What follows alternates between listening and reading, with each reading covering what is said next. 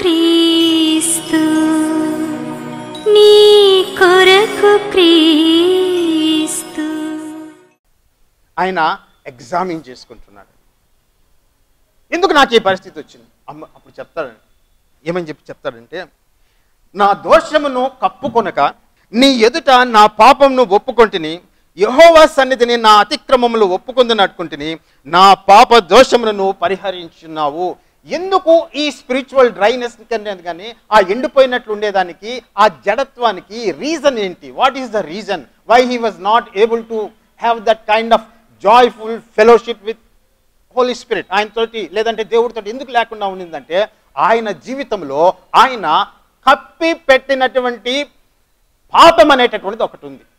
ఆయన రాజ్య పరిపాలన నిర్వహిస్తున్నాడు, కుటుంబంలో బాధ్యతలు ఆయనని నెరవేరుస్తూ ఉన్నాడు, ఇవన్నీ కూడా బయట వ్యవహారాన్ని చక్కబెడుతూ ఉన్నాడు, కానీ ఇవన్నీ చేస్తూ ఉన్నాడు. కానీ దేవుని సన్నిధికి వచ్చినప్పుడు ఆయన నిజాయితీగా, ప్రభువా నీ సన్నిధిలో నేను ఈ పాపం చేశాను, నా మనస్సాక్షి నా మీద దోషము మోపుతూ ఉంది, నేను నీ సన్నిధిలో తప్పు చేశాను, నన్ను క్షమించు అని చెప్పి ప్రార్థన దేవుని సన్నిధిలో ఒప్పుకోకుండా, నాతోటి అంతా బాగానే ఉంది అని చెప్పి తన్ను తాను సమర్థించుకుంటూ, everything is perfect with me, I'm all right with God, I'm all right with my people, there is nothing wrong with me అని ఒక రకంగా ఆయన పుష్ చేసుకుంటూ తన్ను తాను పుష్ చేసుకుంటూ పోతూ ఉన్నాడు. కానీ వాస్తవం ఏంటంటే, there was sin in his life. ఎందుకు ఇటువంటి పరిస్థితి ఎందుకు వచ్చిందంటే, ఆ ఒప్పుకోనటువంటి పాపము, దేవుని సన్నిధిలో కప్పి పెట్టినటువంటి పాపము, దేవుని సన్నిధిలో నిన్ను నువ్వు సమర్థించుకుంటున్నటువంటి పాపము. అందరూ అలాగే ఉంటారు కదా లోకంలో, నేను ఉంటే తప్పేమైంది? చాలామంది అలా, క్రైస్తవులు అందరూ అలాగే ఉన్నారు కదా. చాలామంది మాటికి ఆ క్రైస్తవులు అనేటటువంటి పదం ఉపయోగిస్తారు. I want to make a distinction between Christian and a believer. ఏమండి, క్రైస్తవులు ఉంటారు, క్రైస్తవులు అనేటటువంటి ఆ పదంలో, ఆ బ్రాకెట్లో ఉంటే విశ్వాసులు ఉండొచ్చు, కానీ ఆ క్రైస్తవులు అనేటటువంటి పదంలో అనేక దుర్వ్యసనాలకి లోనైనటువంటి వ్యక్తులు ఉండొచ్చు, తాగుబోతులు ఉండొచ్చు, వ్యభిచారులు ఉండొచ్చు.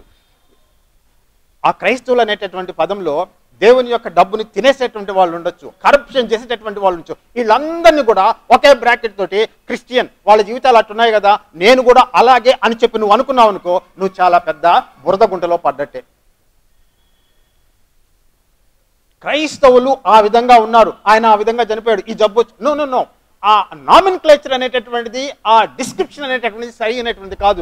ఎందుకంటే ప్రతి ఒక్కరు క్రైస్తవులు అని చెప్పుకున్నప్పుడు, ఈనాడు క్రైస్తవులు అనేక మంది పాపంలో జీవించేటటువంటి వాళ్ళు, దేవుణ్ణి ఎరగినటువంటి వాళ్ళు, దేవుని యొక్క ఆత్మ లేనటువంటి వాళ్ళు, రక్షణ లేనటువంటి వాళ్ళు క్రైస్తవుల్లో చాలా మంది ఉన్నారు.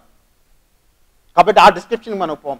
విశ్వాసి, the one who is saved by the blood of Jesus Christ, ఆ వ్యక్తి జీవితాన్ని గురించి మనం మాట్లాడుతూ ఉన్నాం. కాబట్టి నువ్వు వాళ్ళు అట్లా ఉన్నారు కదా, నేను కూడా ఇట్లా ఉంటానని చెప్పి ఆ యొక్క ప్రమాణాన్ని నీ జీవితంలోకి నువ్వు అప్లై చేయొద్దు. నీ ప్రమాణాలు వేరే.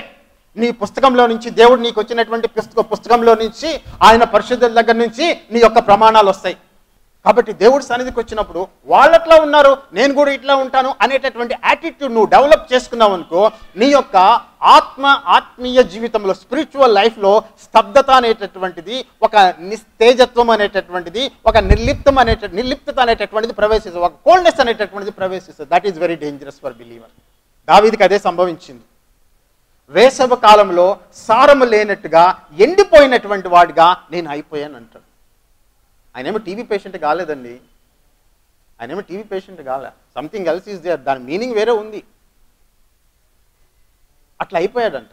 ఎందుకంటే కారణం ఏంటంటే, అప్పుడు ఆయన పట్టుకుంటాడు, he pin points the reason, ఇది కారణము, నా జీవితంలో అన్కన్ఫెస్డ్ సిన్ అనేటటువంటిది నా దగ్గర ఉంది, that is why I'm like this అని చెప్పి ఆయన పోయి కప్పుకొనక, అంటే అర్థం ఏంటండి? సమర్థించుకోకుండా ఉన్నది ఉన్నట్టుగా, అవును ప్రభా ఈ పాపము నేను చేశాను, నీ సన్నిధిలో నేను చేశాను, ఆ పాపానికి నేనే బాధ్యుణ్ణి, వేరే వాళ్ళు కాదు, I am responsible for that sin అని చెప్పి దేవుడి సన్నిధిలో ఆ పాపాన్ని ఉన్నది ఉన్నట్టుగా నీ మీద పెట్టుకొని నువ్వు చెప్పాల్సింది చెప్పాలి. అది చేసాడు దావీదు. నా పాపమును నేను కప్పుకొనక నా పాపం నేను కప్పుకొనుక నీ ఎదుట నా పాపమును ఒప్పుకుంటుంది. నీ ఎదుట నా పాపమును ఫాదర్ గారి ముందు కాదు, బిషప్ గారి ముందు కాదు, కార్డినల్ ముందు కాదు, పోప్ గారి ముందు కాదు, దేవుని యొక్క సన్నిధిలో ఆయన తన పాపాన్ని ఒప్పుకున్నాడు, రహస్యంగా ఒప్పుకున్నాడు. అప్పుడు ఆయన దేవుడు ఏం చేశాడంటే ఆయన పాప దోషమును పరిహరించాడు. ఆ తర్వాత రెండో భాగంలో ఏమొస్తాయంటే విమోచన గానములతో నువ్వు నన్ను ఆవరించదు. ఇప్పుడు వచ్చిందండి గానం, రక్షణ గానం అనేటువంటిది. విమోచన గానం అంటే సాంగ్ ఆఫ్ సాల్వేషన్. ఇప్పుడు వచ్చింది నోట్లో నుంచి. పాపం ఒప్పుకున్న తర్వాత, దాన్ని వదిలించుకున్న తర్వాత ఇప్పుడు ధైర్యం వచ్చింది. ఇప్పుడు దేవుని సన్నిధిలో పాటలు పాడుతూ ఉన్నాడు, ఇప్పుడు సంతోషంగా ఉన్నాడు, ఇప్పుడు ధైర్యంగా చెప్తాడు, నీవు నడవవలసిన మార్గమును నేను నీకు బోధించదును. ఇప్పుడు వింటున్నాడు దేవుడి దగ్గర నుంచి స్వరము, ఏ రకంగా నడవాలి, ఎట్లా నడవాలి అనేటటువంటి దేవుడి దగ్గర నుంచి వినడం అనేటటువంటిది ప్రారంభమైంది. అంతకుముందు పాపాన్ని కప్పిపెట్టుకుని నాతో అంతా బాగానే ఉంది, ఐఎమ్ పర్ఫెక్ట్లీ ఆల్ రైట్, మిగిలినటువంటి వాళ్ళు మాత్రం నేనే ఉన్నానని చెప్పి సమర్థించుకుంటూ ఉన్నంత మా కాలము దేవుని యొక్క స్వరం అనేటటువంటిది ఆయనకి వినబడలే. నోట్లో నుంచి పాటలు రావడంలే, ఆరాధన రావడంలే, ఏమండి సంతోషం అనేటటువంటిది లేదు, జాయ్ అనేటటువంటిది లేదు. ఇప్పుడు ఆయన్ని దేవుడు విమోచన గానములతో ఆవరించాడు. ఆయన నడవవలసినటువంటి మార్గమును దేవుడు ఆయనకి బోధిస్తూ ఉన్నాడు. అంతకుముందు ఏ విధంగా ఉండేటటువంటి వాడంటే గుర్రం లాగానో కంచర గాడిదలాగానో ఉండేటటువంటి వాడు. ఎందుకంటే కారణం ఏంటంటే ఆ పాపం అనేటటువంటిది దేవుని యొక్క స్వరాన్ని వినకుండా అడ్డుపడుతుంది. ఆ పాపం అనేటటువంటిది దేవుడు చెప్పేటటువంటి మాటలు వినకుండా ఒక తెరలాగా లేదంటే ఒక గోడలాగా నిలబడుతుంది. ఇప్పుడు ఆయన స్పష్టంగా వినగలుగుతూ ఉన్నాడు, అది తొలగిపోయింది. అంటే దేవునికి ఆయనకి మధ్య ఉండేటటువంటి మార్గములో ఉండేటటువంటి ఆటంకము తొలగిపోయింది. when sin is removed from your life, you have a free and bold access to the throne of grace. దేవుడి దగ్గరికి నీకు అది తొలగిపోయింది. అది నువ్వు దేవుడి దగ్గరికి వెళ్ళి, అయ్యా ఇది నా పాపము, this is a recurring sin. ఏమని పదం వాడానండి? What did I say? ఏమని చెప్పాను? Recurring sin. Sin that you always you are prone to do that sin again and again and again and again. ఎవరి గురించి నేను మాట్లాడుతున్నాను? బయట వాళ్ళ గురించి మాట్లాడడంలే, విశ్వాసుల గురించి మాట్లాడుతున్నా. దావీదు విశ్వాస అండి? Yes, he is very much believer. పరిశుద్ధాత్మతో నింపబడినటువంటి వాడు. వాళ్ళని గురించి. సో దేవుని యొక్క పరిశుద్ధాత్మ నీలో ప్రవేశించి ఆయన నీలో కార్యం చేసేటప్పుడు నీకుండేటటువంటి ప్రతి విధమైనటువంటి బలహీనత, ఆ దౌర్బల్యము, ఆ వ్యసనాలన్నింటినీ కూడా పరిశుద్ధాత్మ నీ జీవితంలోంచి తీసేస్తాడు. నీకు ఒక బాధ్యత అనేటటువంటి దేవుడి దగ్గరికి వెళ్ళి ఒప్పుకోవాల్సినటువంటి బాధ్యత అనేటటువంటిది ఒకటి ఉంది. క్రైస్తవ జీవితంలో, ప్రార్థనా జీవితంలో ఉండవలసినటువంటి ఆ జాయ్ అనేటటువంటిది, సంతోషం అనేటటువంటిది చాలా మంది దగ్గర ఉండదు.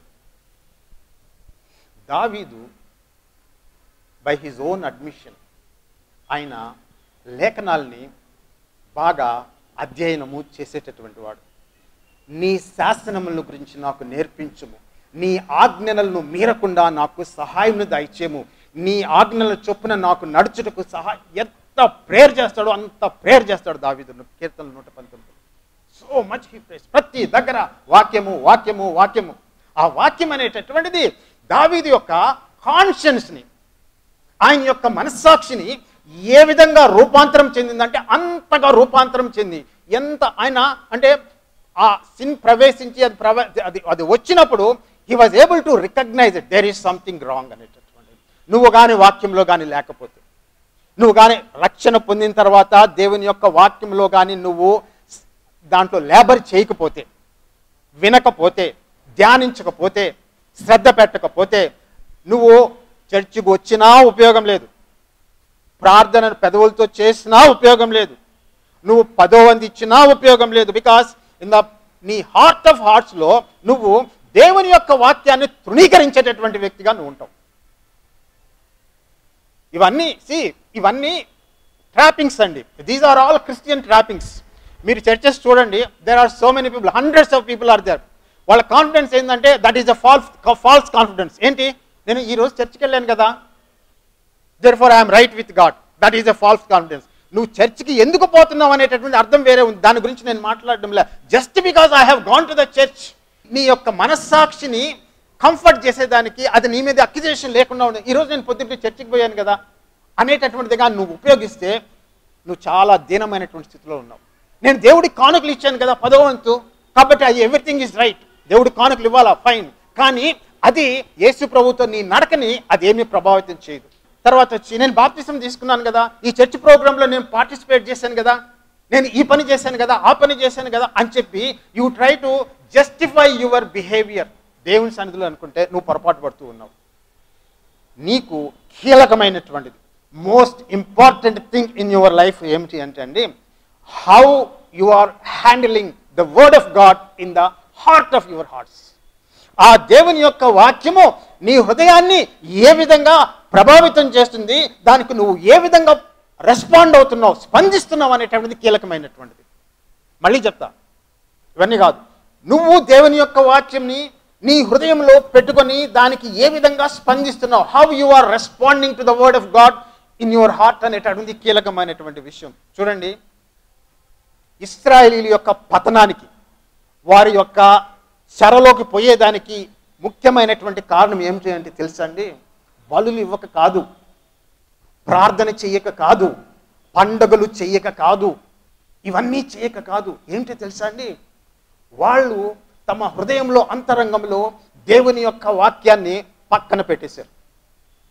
దేవుని యొక్క వాక్యాన్ని పక్కన పెట్టేశారు వాళ్ళు.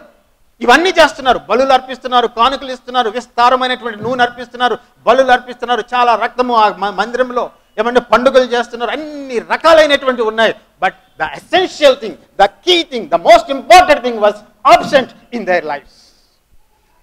That is why, or that was why they were sent into exile, second exile. చెరలోకి కొనిపోబడ్డారు. The basic reason is they rejected the word of God. దేవుని యొక్క వాక్యాన్ని తృణీకరించి పక్కన పెట్టేస్తారండి. That is the first and foremost reason. So నీ జీవితంలో నీ కాన్షియన్స్ అనేటటువంటిది, నీ మనస్సాక్షి అనేటటువంటిది ఏ విధంగా దేవుని యొక్క ఆలోచనల చేత, తలంపుల చేత, ఆయన స్వభావం చేత ఏ విధంగా ప్రభావితం చేయబడుతుందంటే, you have to go back to the word of God. దేవుని యొక్క వాక్యం దగ్గరికి వెళ్ళి దాన్ని చదవడం, నీ సొంతగా చదవడం నువ్వు నేర్చుకోవాలా. నువ్వు పుస్తకం పట్టుకోవాల్సిందే, తప్పదు. చదువు వచ్చా, బైబిల్ పట్టుకో. చదువు రాదా, చెప్పేటటువంటి వాళ్ళ దగ్గర విను. బైబిల్ని పక్కన పెట్టకు, దేవుని యొక్క వాక్యాన్ని పక్కన పెట్టకు, నువ్వు దాన్ని చదవాల్సిందే. నీకై నువ్వుగా అర్థం చేసుకోవాల్సిందే. దేవుడు ఒక్కొక్క వ్యక్తితో ఒక్కొక్క రకంగా మాట్లాడతారండి. నాతోటి మాట్లాడినట్టు మీతో మాట్లాడు. నాకు చూపినటువంటి డైమెన్షన్ నీకు చూపించకపోవచ్చు, నీకు చూపినటువంటి డైమెన్షన్ నాకు అద్భుతమైనటువంటి విషయాలు దేవుడు తన వాక్యంలో నుంచి నీకు బయలుపరుస్తాడు. అది నీకు దేవుడితో ఉండేటటువంటి సంబంధం. కీర్తనల 119లో దావీదు దేవుడికి వాక్యానికి మధ్య ఎటువంటి సపరేషన్ చూపించడండి. For him the word of God is God itself. దేవుని యొక్క వాక్యమే ఆయన దేవునిగా చూస్తున్నాడు. అయ్యో వాక్యమా, అంత భయము ఆయన భక్తి వాక్యం పట్ల పెంచుకున్నాడండి. మనమేమనుకుంటాం, దేవుడు ఎక్కడో ఉన్నాడు, యెరూషలేము లేదంటే పరలోకం. దేవుని యొక్క వాక్యంలో దేవుడు మనకు ప్రత్యక్షము అవుతాడు. సో ఎందుకు దావీదు ప్రార్థన చేశాడంటే అండి, because his conscience was informed by the word of God. So ఆలోచనలు, తలంపులు, ఏం ఆలోచించాలి, ఏం ఆలోచించకూడదు, ఏ తలంపు మంచిది, ఏ తలంపు మంచిది కాదు అనేటటువంటిది ఏది నిర్ణయిస్తుందంటే దేవుని యొక్క వాక్యం నిర్ణయిస్తుంది. ఇది తప్ప, ఇది రైటా, ఎట్లా తెలుసు నాకు, ఎట్లా తెలుసు నాకు? దేవుని యొక్క వాక్యము నీ కాన్షియస్ని ప్రేరేపిస్తుంది, స్పందిస్తుంది. సో ఆయన ఒప్పుకున్నాడండి. అందుకనే అపోస్తలుడైనటువంటి పౌలు రోమీయులకు రాసినటువంటి పత్రిక 4వ అధ్యాయం అనుకుంటా అండి, మీ యొక్క మనస్సును నూతన పరుచుకోండి అని చెప్తాడు. ఏ విధంగా నూతన పరుచుకుంటావు నీ మనసుని? దేవుని యొక్క వాక్యం ద్వారా నూతన పరుచుకుంటావు. దేవుడు ఆల్రెడీ నీకు పరిశుద్ధాత్మని ఇచ్చాడు, ఆయన తప్పకుండా ఆ వాక్యాన్ని ఆయన ఉపయోగించుకుంటాడండి. యోహాన్ రాసినటువంటి మొదటి పత్రిక, మనము పాపము లేని వారమని చెప్పుకొనిన ఎడల మనల్ని మనమే మోసపుచ్చుకుందాము, మరియు మనలో సత్యం ఉండదు. మన పాపములను మనము ఒప్పుకొనిన ఎడల ఆయన నమ్మదగిన వాడును నీతిమంతుడును గనుక ఆయన మన పాపములను క్షమించి దుర్నీతి నుండి మనల్ని పవిత్రులుగా చేయను అని చెప్పి తర్వాత 3వ అధ్యాయంలో ఏమంటాడంటే 18వ వచనంలో, చిన్నపిల్లలారా మాటతోనూ నాలుకతోనూ కాక క్రియతోనూ సత్యంతోనూ ప్రేమించము, ఇందువలన మనము సత్య సంబంధాలు మనం ఎరుగుదము. దేవుడు మన హృదయం కంటే అధికుడై సమస్తమును ఎరిగి ఉన్నాడు కనుక మన హృదయం ఏ ఏ విషయంలో మన యందు దోషారోపణ చేయనో ఆ విషయంలో ఆయన ఎదుట మన హృదయములను సమ్మతి చేసుకుందాము. ప్రియులారా, మన హృదయం మన యందు దోషారోపణ చేయని ఎడల దేవుని ఎదుట ధైర్యము గలవారమగుదము అని చెప్పి అపోస్తలుడైనటువంటి యోహాను విశ్వాసులకి రాసినటువంటి పత్రిక ఇది. ఇదే అన్యులకి రాసినటువంటి పత్రిక కాదు, రక్షణ లేనటువంటి వారికి రాసినటువంటి పత్రిక కాదు. ఏమంటాడంటే ఆయన మన హృదయము చాలా చాలా అద్భుతమైనటువంటి ఒక సాధనం అండి. It's a wonderful instrument. ఒకవేళ ఆ పదం నేను ఉపయోగించవచ్చో లేదో, దానికి దేవుడు ఒక పెద్ద పనిని అప్పగించాడు. అది ఏమిటి అంటే అండి, మనల్ని నడిపించేటటువంటిది మనకు మనస్సాక్షి అనేటటువంటి దేవుడు ఇచ్చాడు. అన్యులకు కూడా ఉంటుంది. కానీ వారి మనస్సాక్షికి నీ మనస్సాక్షికి తేడా ఏమిటి అంటే అండి, నీ మనస్సాక్షి అనేటటువంటిది నిరంతరము పరిశుద్ధాత్మ చేత ప్రేరేపించబడుతూ ప్రభావితం చేయబడుతూ దేవుని యొక్క వాక్యం చేత ప్రేరేపించబడుతూ ప్రభావితం చేయబడుతూ యేసు ప్రభు యొక్క రూపంలోకి నిరంతరము నిన్ను మారుస్తూ ఉంటుంది. వారి మనస్సాక్షికి మన మనస్సాక్షికి చాలా చాలా చాలా తేడా ఉంది. Christians conscience is a different thing. వాళ్ళ మనస్సాక్షికి మనకి మనస్సాక్షికి కుదరదు. There is lot of difference. వాళ్ళు దేంతో ప్రభావితం చేయబడదు. ఏమంటాడంటే మన హృదయము మన మీద దోషారోపణ చేసిన యెడల ఏ ఏ విషయముల్లో ఆ హృదయము దోషారోపణ చేయదో దాని విషయంలో మనము దేవుడితో సమ్మతి పరుచుకుందము అని చెప్పి రాయబడింది. సమ్మతి పడడము అంటే అర్థం ఏంటండి? సమ్మతి అంటే అర్థం ఏంటి? సమ్మతి అంటే అర్థం ఏమిటి అంటే అండి, అంగీకారము, ఒప్పుదల. ఇద్దరు కలిసి ఒక విషయంలో సమ్మతి పడ్డారు అంటే దాని అర్థం ఏంటంటే వాళ్ళ మధ్య ఉండేటటువంటి కాంట్రవర్సీ అనేటటువంటిది, వివాదం అనేటటువంటిది ముగిసిపోయి వాళ్ళిద్దరూ సమాధానంతో కలిసి ఉండేదానికి అంగీకరించారని. There is no longer any controversy between 2 persons or 2 entities. ఎవరైనా కావచ్చు. సమ్మతి పడ్డారంటే అర్థమైంది, ఆ డిఫరెన్సెస్ అన్ని ఒప్పేసుకున్నారు, ఇక మనము వీఆర్ అట్ పీస్ అని చెప్పి. దేవుడు నీ హృదయాన్ని ఇచ్చి ఈ విషయంలో పాపం ఉంది, ఈ విషయంలో నువ్వు సరి చేసుకోవాలని చెప్పినప్పుడు ఆ విషయంలో మాత్రమే నేను పాపినని చెప్పి దేవుడి దగ్గరికి వెళ్ళి జనరల్ కన్ఫెషన్ అనేటిది చేయమని చెప్పి చెప్పడంలే. ఏ విషయంలో అయితే నీ యొక్క ఆత్మకి, పరిశుద్ధాత్మకి, నీ యొక్క మనస్సాక్షిని గురించి, హృదయాన్ని గురించి తెలుసు, అది ఆయన పాయింట్అవుట్ చేసి, నాయనా నువ్వు ఇది చేసింది, ఈరోజు ఈ తప్పు నువ్వు చేసావు, ఈ విషయంలో నువ్వు తప్పిపోయావు, నీ నోట్లో నుంచి ఈ భూత మాటలు వచ్చినాయి, నువ్వు అన్నటువంటి మాటలు ఇవి, నీకు వచ్చినటువంటి ఆలోచనలు ఈ విధంగా ఉన్నాయి. God will judge your thoughts also. He is concerned with your thought process. నీ యొక్క ఆలోచనలు ఏ విధంగా ఉన్నట్టు, నీకు వచ్చేటటువంటి ఆలోచన అంటే ఆలోచనలు ఎవరికి కనిపించవు కదా అండి. So we have so much of boldness. ఏదైనా ఆలోచించవచ్చు అనేటటువంటి ధైర్యం ఉంటుంది. ఎందుకు? అది ఎవరికి కనిపించదు. క్రియ అయితే బయటకు కనిపిస్తుందండి, కానీ థాట్ ప్రాసెస్ అనేటటువంటి it is always concealed. You only know what are you thinking. అది ఎంత ఫిల్తీ థాటో లేదంటే దేవుడికి ఎంత వ్యతిరేకమైనటువంటిదో దేవుడికి తెలుసు, నీ మనసాక్షికి తెలుసు, పరిశుద్ధాత్మకి తెలుసు. పరిశుద్ధాత్మ వాక్యం ద్వారా నీకు జ్ఞాపకం చేసి ఇది తప్పు, ఇది తప్పు, హీ విల్ పిన్ పాయింట్. ఇది ఎప్పుడు నువ్వు వాక్యం పట్టుకొని నిజమైనటువంటి అంటే నిజంగా చిత్తశుద్ధితో దేవుడి సన్నిధిలో కూర్చొని వాక్యం పట్టుకొని చదివేటప్పుడు, దేవుడి సన్నిధిలో కూర్చొని నాకు బయలుపరచు దేవా అని చెప్పి నువ్వు అడిగినప్పుడు చాలా సున్నితంగా, చాలా శుతిమెత్తగా, చాలా జెంటిల్గా ఆయన నిన్ను హెచ్చరిస్తాడు. ఇట్ ఈస్ నాట్ లౌడ్గా తప్పు చేసావురా అని చెప్పి అనడం కాదు, ఆ విధంగా కాదు.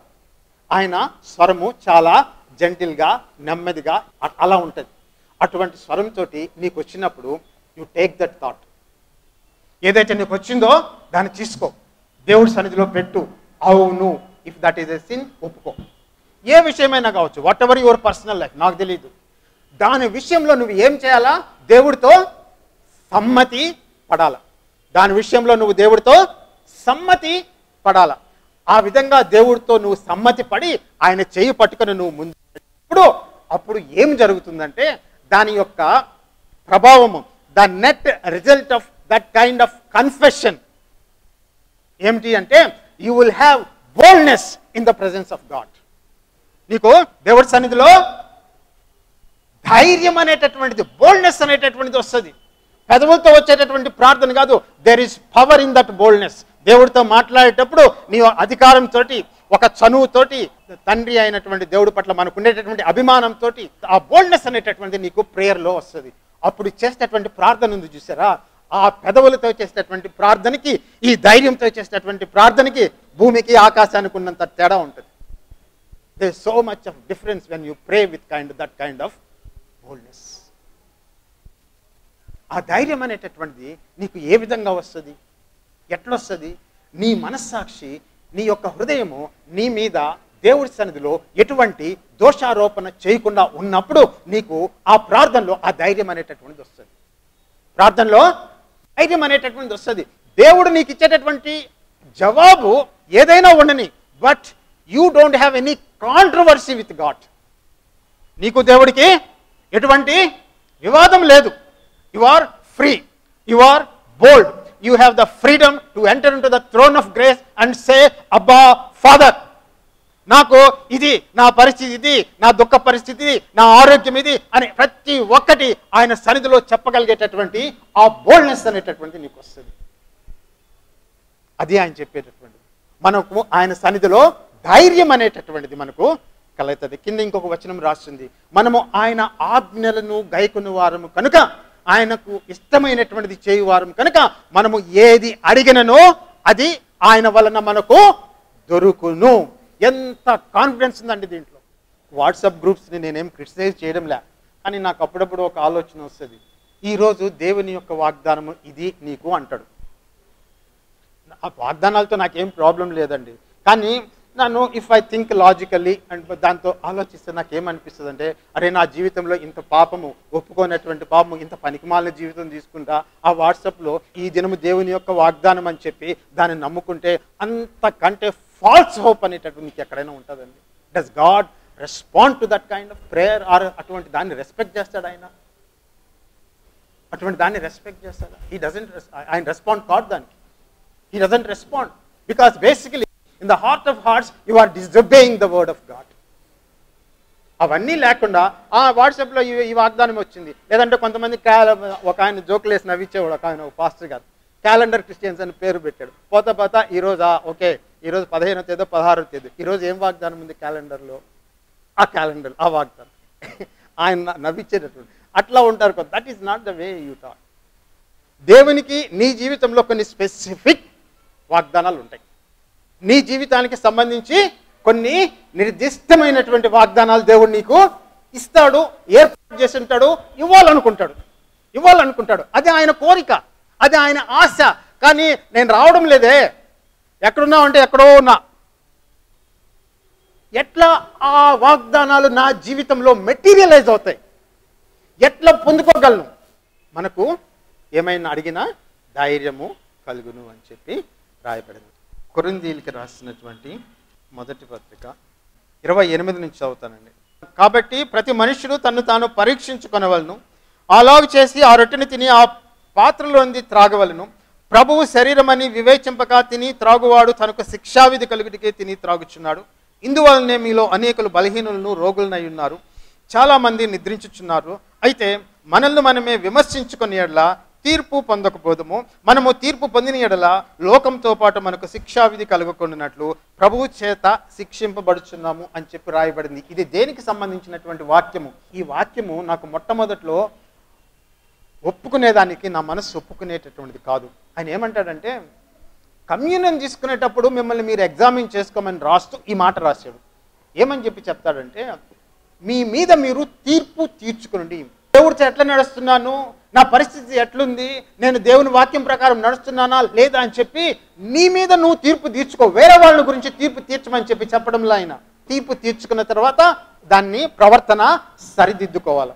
మీలో అనేకులు నిద్రించుచున్నారు. ప్రిమెచ్యూర్ డెత్ అనేటటువంటిది హ్యాపెనింగ్ ఇన్ ద బిలీవర్స్. ఆ కమ్యూనిటీలో జరుగుతుంది. దేవుడు వాళ్ళకి తీర్పు తీర్చినట్టు తీర్చడంలే, చెప్పినా ఎంత చెప్పినా వినక ప్రవర్తనని సమర్థించుకుంటూ ఆ సాకు చూపిస్తూ ఈ సాకు చూపిస్తూ ఆ విధంగా కొనసాగుతూ ఉంటే జరిగేటటువంటిది ఏమిటి అంటే there is some kind of weakness. అదేంటో నాకు తెలియదు. శరీరాన్ని గురించి రాస్తూ ఉన్నాడు. దేని గురించి? శరీరాన్ని గురించి రాస్తూ దెర్ ఇస్ అ వీక్నెస్. శరీరంలో బలహీనత ఉంటుందంట. ఎందుకు? When you persist in sin, when you do not judge sin in your life. కొన్ని కాన్సిక్వెన్సెస్, బ్యాడ్ కాన్సిక్వెన్స్ ఉన్నాయి. నువ్వు జడ్జి చేసుకుంటే మంచి కాన్సిక్వెన్సెస్ ఉన్నాయి. దేవుడికి దగ్గర నీకు ధైర్యం ఉంటుంది. నువ్వు చేసేటటువంటి ప్రార్థన దేవుడు ఆలకిస్తాడు. But you don't judge, ignore, ఇవన్నీ కాదు చేస్తే కొన్ని కాన్సిక్వెన్సెస్ ఉంటాయి. చాలా కాలం క్రితమండి మెసేజ్ అయిపోయిన తర్వాత, టీవీలో మెసేజ్ అయిపోయిన తర్వాత జనరల్గా ప్రార్థన చేయమని చెప్పి ఫోన్ కాల్స్ చేస్తుంటారు. ఒక సిస్టర్ ఫోన్ చేసింది. అప్పుడు నేను అమీర్పేటలో అనుకుంటా ఆటోలో పోతున్నా. నాతో కూడా ఒక స్నేహితుడు ఉన్నాడు. ఆమె చెప్పినటువంటి మాట ఏమిటి అంటే అండి, అయ్యా నాకు చాలా సంవత్సరాల నుంచి నాకు ఈ కీళ్ళ రోగం ఆర్థరైటిస్ అనేటటువంటిది ఉంది.